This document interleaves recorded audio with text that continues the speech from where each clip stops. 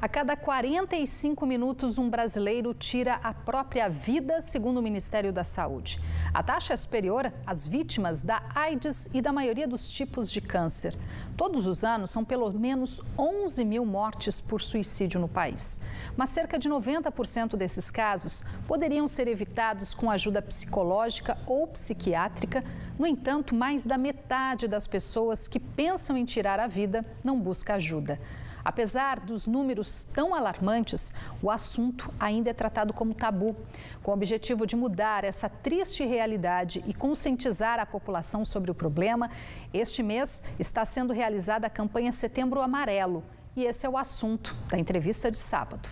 Setembro Amarelo é uma campanha realizada pelo CVV, o Centro de Valorização da Vida aqui no Brasil, desde 2015, justamente com a proposta de promover a prevenção e o combate aos casos de suicídio. Para falar um pouquinho sobre as ações que acontecem esse mês e também sobre o assunto de maneira geral, eu converso agora com a psicóloga Tereza Vera de Souza Gouveia.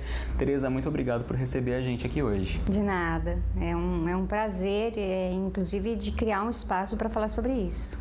Tereza, o Setembro Amarelo é uma campanha que começou recentemente aqui no Brasil, em 2015, mas já é algo que vem de mais tempo lá fora do país, né? Sim, começa em 94, o Setembro Amarelo. Ele começa com um garoto que ele tinha um Mustang amarelo. Ele se mata e os pais, para ajudar outras pessoas, distribuem cartões amarelos dizendo como as pessoas poderiam pedir ajuda.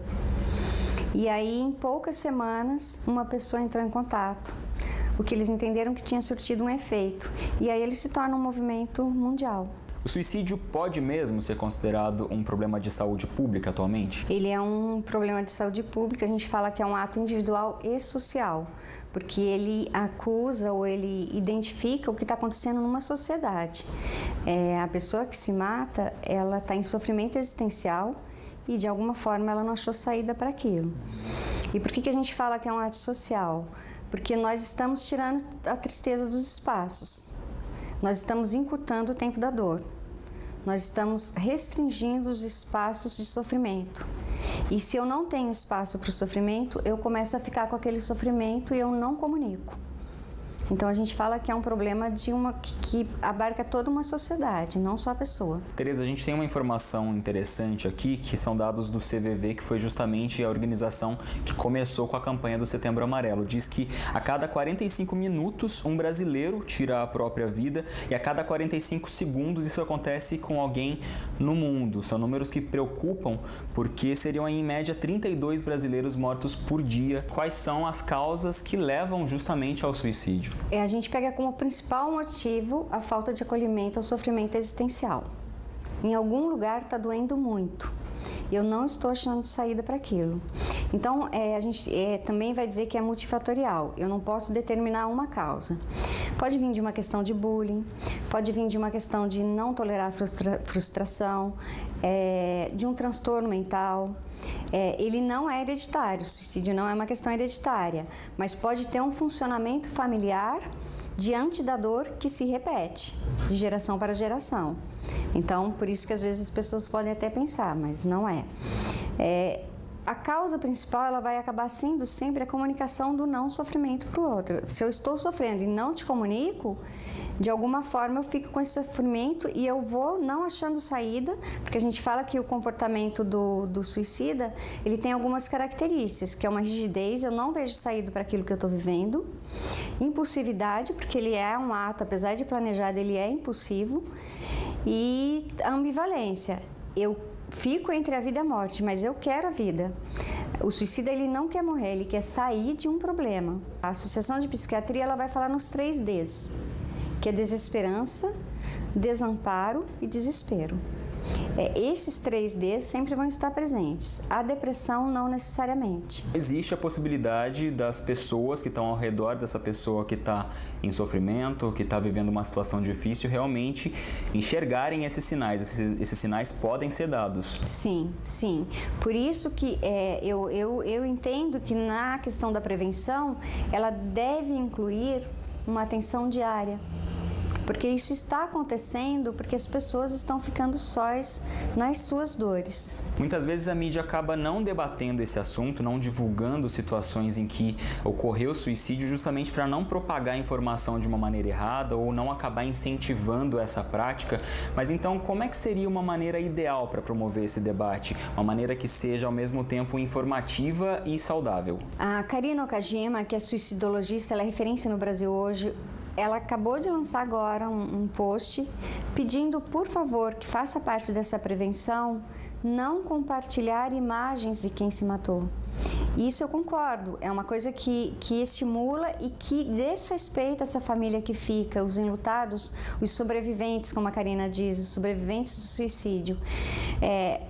Eu acho que a mídia, ela colabora quando ela deixa a gente falar no assunto.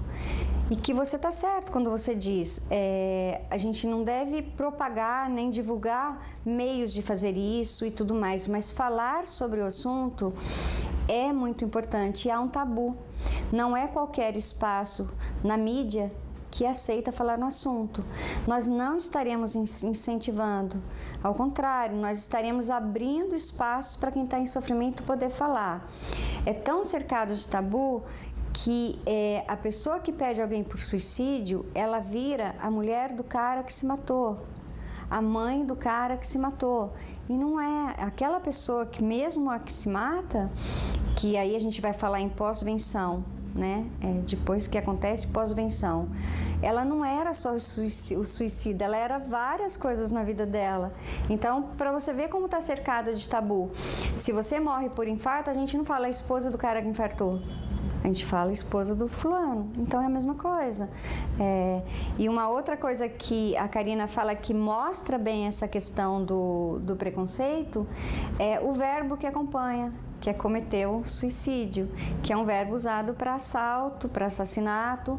Então, para a gente, é a pessoa que se matou, não é que cometeu o suicídio, né? Eu acho que é importante a gente começar a atentar para as palavras que a gente usa, acho que faz parte desse processo aceitar o diferente mesmo, né? Queria que a senhora deixasse aí o convite para as pessoas participarem desse debate, dessa discussão, desse evento que vai acontecer ainda esse mês aqui em Taubaté. Vai acontecer uma palestra no dia 11 de setembro, às 19 horas, no Anfiteatro do Bom Conselho, Departamento de Psicologia que está promovendo. O André Rocha, que é atleta paralímpico, vai participar conosco. Ele tem uma fala maravilhosa sobre ter esperança, sobre acreditar no dia seguinte. Acho que o André é um exemplo nessa situação. E aí está todo mundo convidado, é aberto ao público em geral, a entrada é gratuita, né? Espero que todos possam aproveitar. Tá certo, Tereza, muito obrigado pelas informações, pela participação aqui no Band Cidade.